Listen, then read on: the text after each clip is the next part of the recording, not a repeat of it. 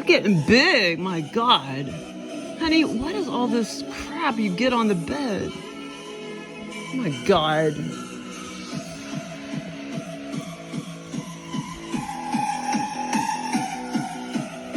Good God. Good God, Danielson. Danielson. Daniel.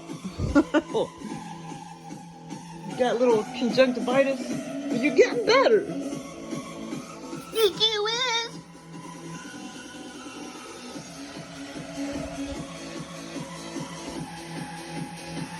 Dear Grandpa. Dear Grandpa Myron. What if I'll have to get him neutered eventually? Well, I won't. He's not trying to make any babies.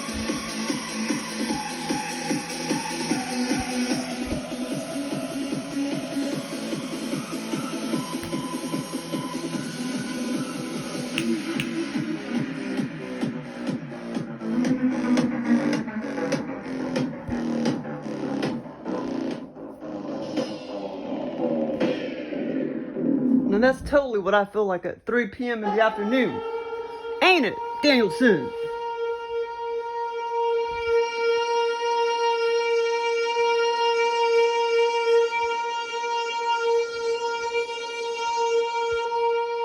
The two kittens.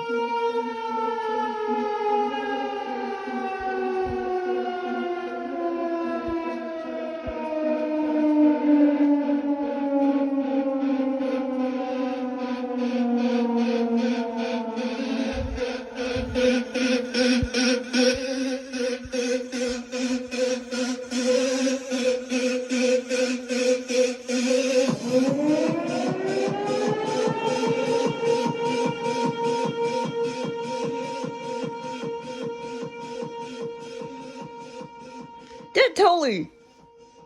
Tornado sirens going off? Is that tornado sirens going off? Danielson? That's totally tornado sirens, isn't it? You're going through puberty, aren't you?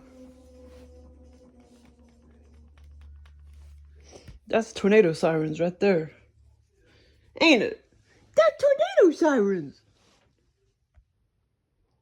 Okay, so this morning, well, I was asking for an experience, but not one this awesome. I was surprised I got something this awesome.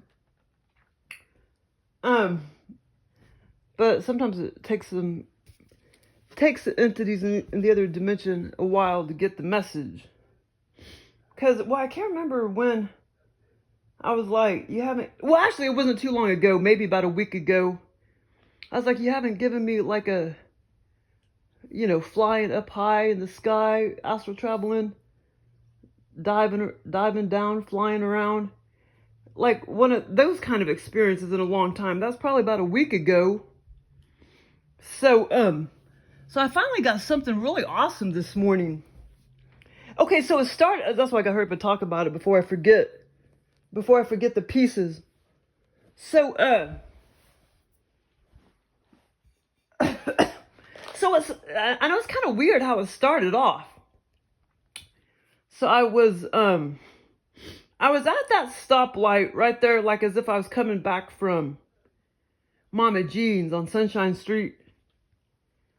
And I was at that stoplight when you're about to get on Highway 65, except in the scenario. So there I was, it's almost like there was 4 or 5 lanes right there. And I was like, this is all OBE VR, out-of-body experience, virtual reality experience. I was in my car, and for whatever reason, I wanted to press on the gas, and I don't know why, and get ahead of everybody else. It was all just programmed like that. And because there was 4, it's almost like there was 4 or 5 or 6 lanes right there. I can't remember how many lanes were right there. At least 3 or 4, I think. So the light turned green, and I hurried up and stepped on the gas, and, you know, I went kind of fast, and I did get ahead. It was important for me to get ahead of everybody else. you know, for a brief period of time going down Sunshine Street, which I did. Now that's how the scenario started. Okay, so then after I started driving for a few seconds, then all of a sudden, okay, it was daytime then. Okay, so then all of a sudden, it's almost like it gets kind of dusk-like, and all of a sudden, I know where Joel gets this from. All of a sudden, it's kind of like I'm just in a big freaking flooded ass lake neighborhood or whatever. And I know where he got that from because I did park along that lake a couple months ago over there in that neighborhood looking at turtles and stuff. And it was kind of like all of a sudden I was, and actually that, you know, that street isn't far at all from that neighborhood where the lake is. And so all of a sudden I'm just in this flooded ass, it's nothing but a lake. I'm in the middle of, and so many experiences I've gotten like this, you know, where you're driving into flooded out. It's scary, man. Yeah, that's why I don't like to drive long distances, because if there's a big rain, you know, there could be a big flood along the road, and then all of a sudden you're in a big fucking lake, if you get what I'm saying, if it floods real bad. So that's what it was like. It was like I just drove right into that flooded neighborhood, but it wasn't neighborhood anymore. It was just 100% lake over there to the left of East Sunshine Street, that neighborhood where that lake is. But in the scenario, of course, it was really huge. In real life, it's not that big. But actually, in real life, a couple months ago, when I drove up to it, I'm like, wow. You know, I thought this was going to seem more stupid, and, well, it's been a long time since I looked at that lake up close and personal. I thought it was going to look more man-made and stuff and fake. But then as I started to look around, this is in real life, when I realized, like, wow, you know, this is, I mean, it's became just like as if it's not man-made. You know, there was turtles, big freaking ass snapping turtles that were just basking up in the, you know, backyard of there's really nice houses in that neighborhood. You know, in the backyard, of course, they probably never go down that far, you know, and walk along the lake right there. But there's big ass snapping turtles. And I was surprised that it was more non-man-made looking, because nature took over. You know, but from when you're just kind of driving along, just kind of glancing at it, it just seems kind of man-made. I mean, it is man-made. It just looks like man-made and like there's nothing in there, no turtles. But no, there's plenty of wildlife, shit like that. Tons of red ear sliders and tons of fish too. I let a largemouth bass go 35 years ago in that pond. Probably still alive, I don't know. But anyway, so it was like all of a sudden I drove into a freaking lake. And of course it scared me. Then the next thing I know, and it was like I say, it was not daytime at this point. It was I could still see everything, but it was somewhat like dusk. And I was up. Oh my God, I was up. Okay, the highest airplanes go is 30,000 feet. But for whatever reason, I knew I was at like 60,000 feet. Okay, next thing I knew, I'm flying up in the sky, because I guess Joel sort of, you know, like in the scenario, he saved me from the lake, from having to, you know, float around too long in my car or whatever. He saved me from the lake and put me, you know, 60,000 feet in the air. And I was just like, wow, you know, I can't believe I'm getting this experience. And then I just kind of started flying back and forth and around in circles, flying back and forth, flying.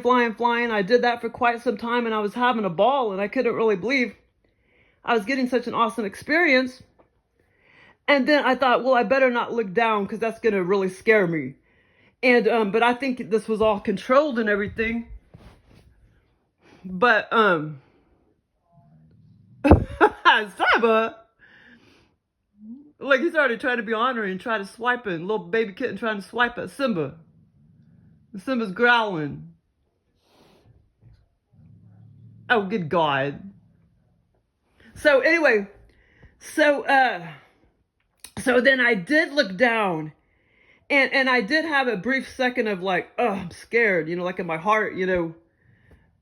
But I think that was all controlled and stuff. I mean, in real life, that would, oh my God, I mean, you'd have a heart attack. I would have a heart attack in real life, you know.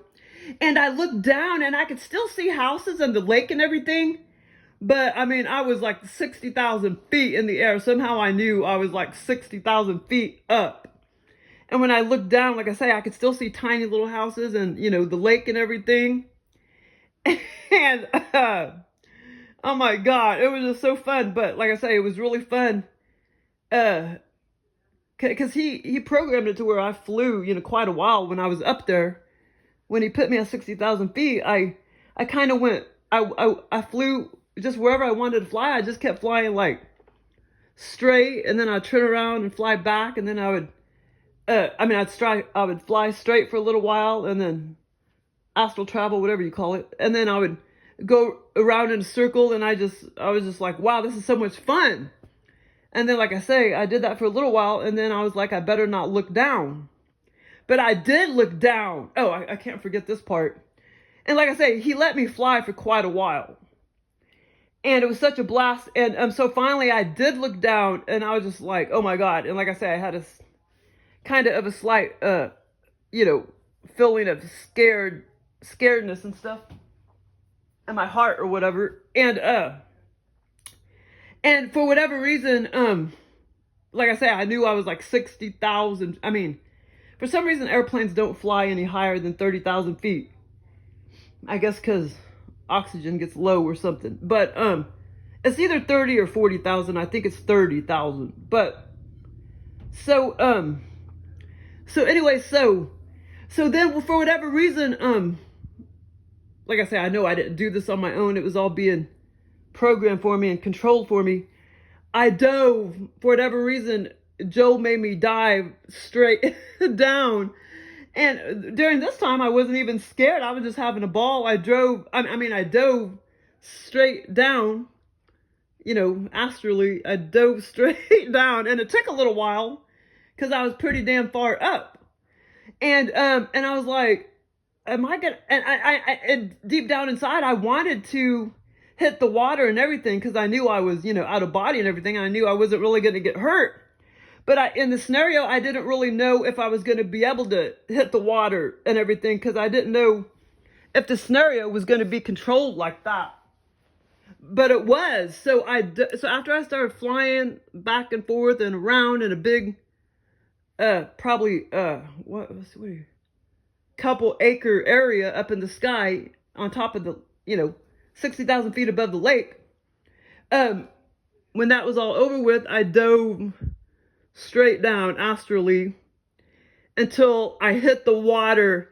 And for whatever reason, I'm like, I want to touch the bottom.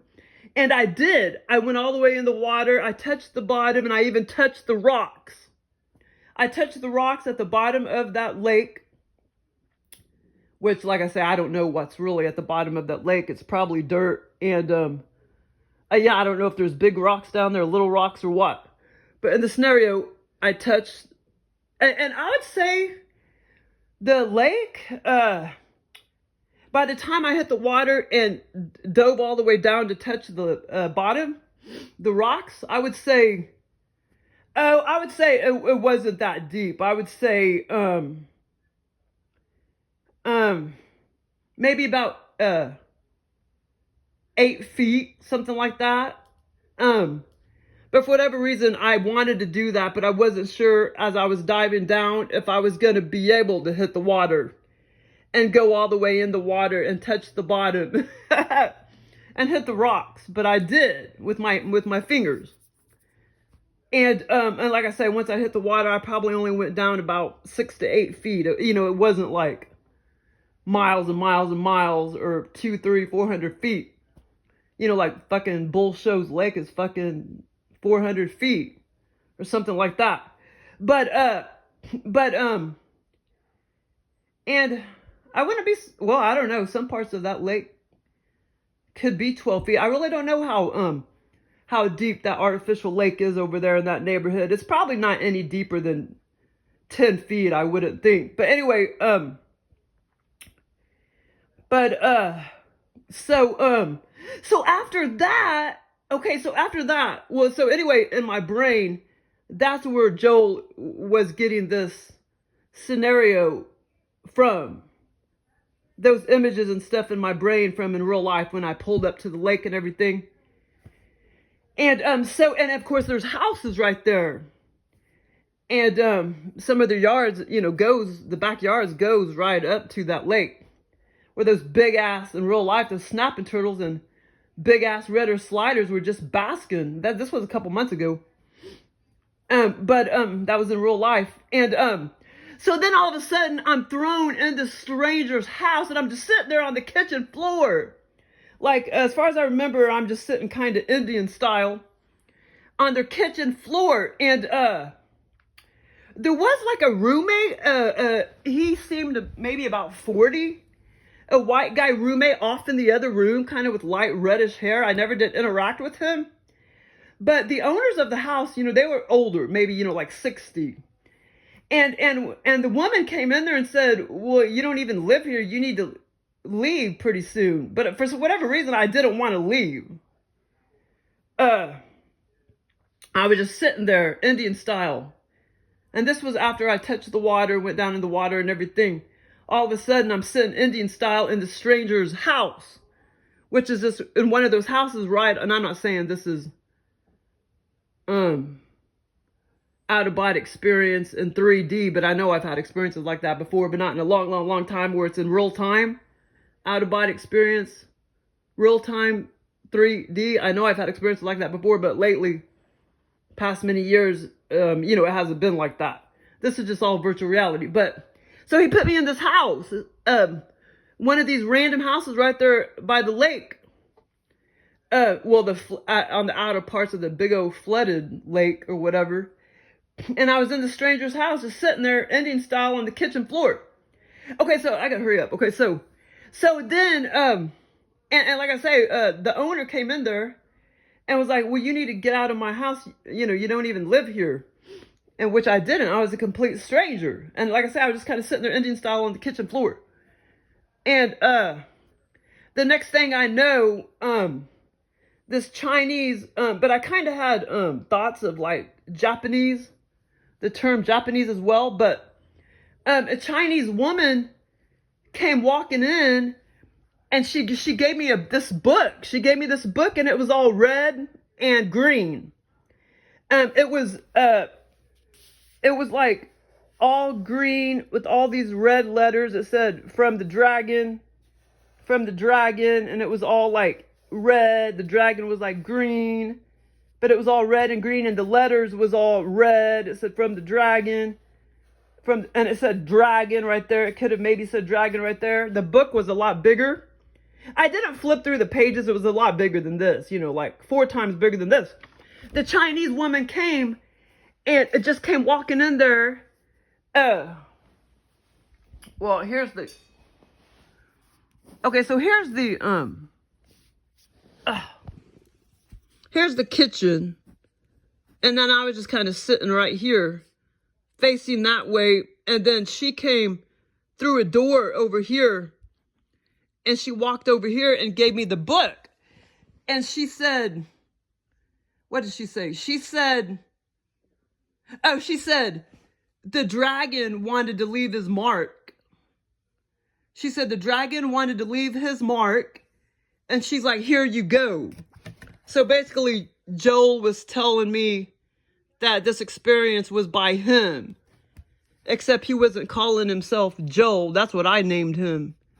He was calling himself the dragon. But I know he's the one that gave me the experience. And but she said the dragon, she's like, here you go, the dragon. This is from the dragon, and that he wanted to leave his mark with you. And so she gave me this book, and this is what it looked like. It was all red and green. I think it was mainly red. All the letters were red, dragon, dragon. and the dragon was green. And like I say, the book, you know, was about 4 times bigger than this. I never did flip through the pages. Okay, so, well, after that, it's kind of irrelevant. I don't know if I was trying to dream something else. But it was part of this experience. Yeah, it was, and like I said, but I remember having thoughts of like the word in my brain, Japanese as well, but I don't know if Japanese are into dragons or if it's only Chinese, but it was like, because when the Chinese woman came in, I kind of thought that maybe she could have been Japanese or maybe a little bit of both or something, but I don't know why I had those thoughts. But yeah, the dragon, I mean, it was like really vivid. It was really cool. And those were the exact words. She came in, she gave me this book, and she said, this is from the dragon, and the dragon wanted to leave his mark. So basically, you know, well, that's the first time he ever, you know, gave me experience where he actually used the word mark, like I'm going to leave my mark or whatever. But he was just basically telling me that he was giving me this experience. And I'm trying to think. I actually, I think I did watch. I probably was watching some Chinese stuff or something, or came across something on YouTube or something recently. But okay, so and then after that, so then I somehow got into my car. And I went over into this other neighborhood. I was in a different part of town at this point. And, for whatever reason, I had parked my car. I guess after it flooded, I somehow got into my car after the Chinese woman gave me this book from the dragon. I was, like I say, I was slightly in a different part of town at this point, and then for whatever reason I had parked my, and I knew it was like 2:30 a.m. or something like that at this point, but I know I had the experience much later than that in real life. There was like a little city utility type of building, and for whatever reason I had parking lot was right here. For whatever reason I parked my car like right here. And the city utilities, this little city utility workers, of course, they weren't working because it was like 2:30 a.m. in the morning. But for whatever reason, I had parked my car here after it flooded at some point. This was like a little city utility building. And then so I got into my car and then I drove off this way. And there was a neighborhood right over here, houses, small little houses and stuff. And as I was driving off, I was just thinking, am I going to get in trouble for parking there? Because I knew I really wasn't supposed to be parked there. But anyway, that was the last part of the scenario. But it was a blast, man. And I've had a lot of other good experiences too, but I could talk about those. Not all the fun flying and stuff, but they still were a blast. I could talk about those in another, there's still one I need to talk about from like freaking 2 years ago. It was a freaking blast too. I had that written down, but I need to talk about some more. But it was fun, man. Thanks for listening.